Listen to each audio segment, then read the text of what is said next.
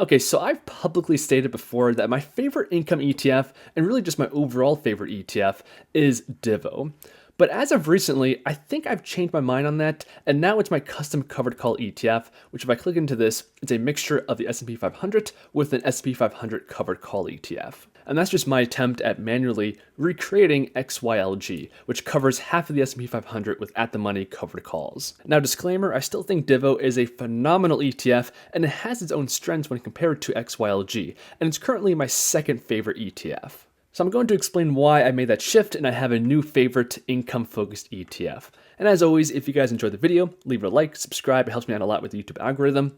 And let's get started. Okay, so first the basics. Divo is an ETF of high-quality, large-cap companies with a history of dividend and earnings growth, along with a tactical covered call strategy on individual stocks. Here's the selection methodology, and it currently has 23 holdings. Now, there's two primary takeaways I want you guys to understand, and the first is that Divo is primarily focused on dividend-paying securities, kind of in the same way as SCHD. The selection methodology is different, but at the core, they're dividend ETFs. And the second takeaway here is that Divo uses tactical or actively managed covered calls on top of that, and those are written at the discretion of the management of the ETF. And we can see here that approximately 2 to 3% of the income from this fund comes from actual dividends, which tend to be a better source of income because they're super resilient and they're paid by profitable blue chip companies. And then 2 to 4% of the payout is from the option premium. Now, over the past 1 year, Divo is up 17% in terms of price appreciation, and their dividend is hovering just under 5%. And altogether, these metrics make Divo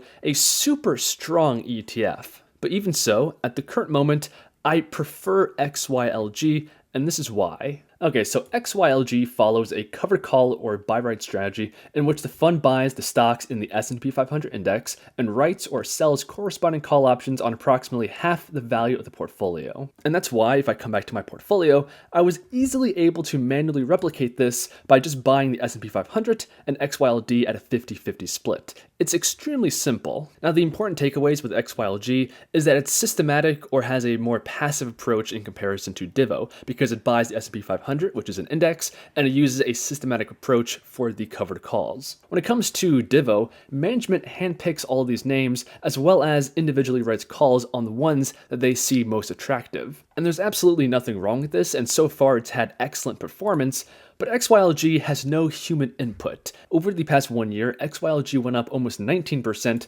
and their dividend comes in at 4.16%. Now, we can gain a bit more insight by looking at the two halves of XYLG, beginning with the S&P 500. So here you do get actual dividends at a percent of 1.25. And the rest of the dividend yield is by the other half of the portfolio, represented by XYLD, and here the dividend yield is 8.86%. So a little side-by-side comparison of the main points.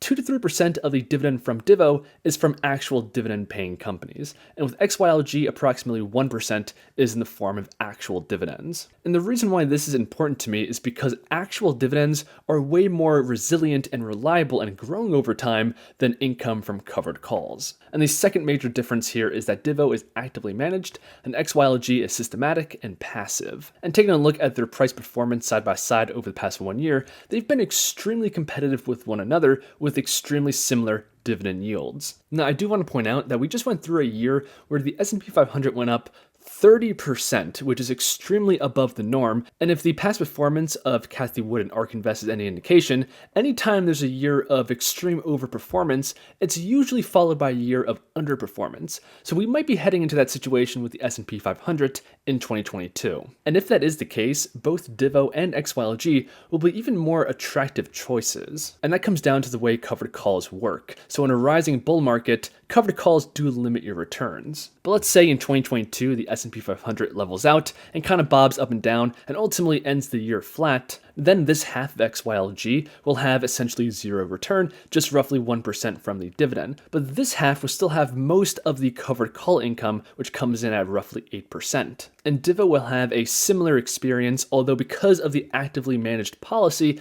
it's kind of hard to predict how it will perform. So the two funds are very similar, but I just like the systematic thematic and more index-focused approach of XYLG, and even if the indexes do cool down, which is very likely, they will still have great comparable performance, because in those kinds of market situations, that's when covered calls perform their best. So because of this pivot in the way I view XYLG, I'm thinking about restructuring my portfolio in the near future to look more like this. And the change here is going to be taking XYLG out of the income side of my portfolio and making it a more prominent focal point of the overall portfolio, because it does have half the characteristics of income and half the characteristics of growth. Of course, I'll keep Divo as a prominent feature in the income side of my portfolio, but this structure is just going to reflect my updated view of these funds. So let me know what you think of this setup in the comments down below. And the final point I want to leave you guys is that if you do what I did here and manually recreate XYLG, you can also tweak the allocation. So if you want more income, you could put 60, 70% in XYLD, and vice versa if you want more exposure to the equities